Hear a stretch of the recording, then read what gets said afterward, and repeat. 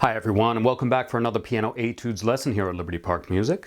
If you've been following along, you may recall that in our last lesson we looked at a piece that featured mostly scales in the right hand over a groundwork of chords in the left. You may also recall that I mentioned that it had a sibling piece to come, and that is the piece that we are looking at today. Now, what sort of relationship might these pieces have to render them sibling pieces, you might be wondering? Well, let's check it out.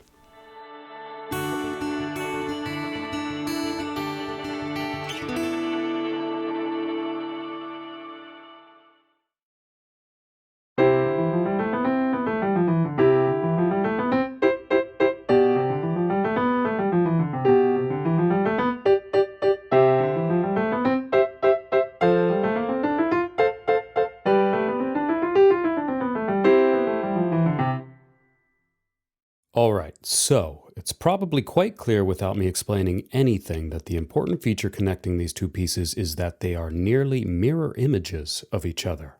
In our last piece, which you can see on the left side here, the scales were in our right hand and the chords were in our left. And in the piece for today's lesson, seen here to the right, you can see that the scales have migrated to our left hand and the chords are now being played by our right hand.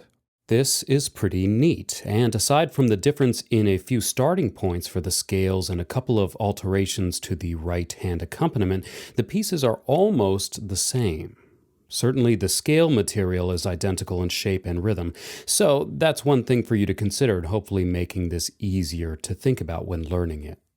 In some ways, I actually think that this version is a little easier than the last piece, even though the scale material plays out in the left hand, which we generally think of as being less familiar with scale material. So particularly, check out bars 10 and 12. Recall that in the last piece, our left hand had a few tricky little jumps to navigate in those bars, but they have not made it over to this version, and I think that makes this a little easier. As for the difficulty of playing the scales in the left hand, once again, if you've been practicing your scales, it should be pretty easy. And even if you haven't, following the marked fingering should give you a pretty solid idea of how to do so.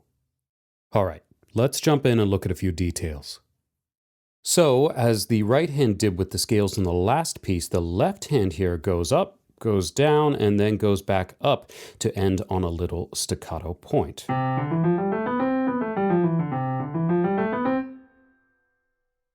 The fingering here reflects a standard left-hand fingering for a white note scale, so once again, if you've been practicing your scales, you shouldn't have any problem adapting immediately to that feeling. And if you haven't gotten familiar with practicing scales yet, this could be a good introduction to them for you.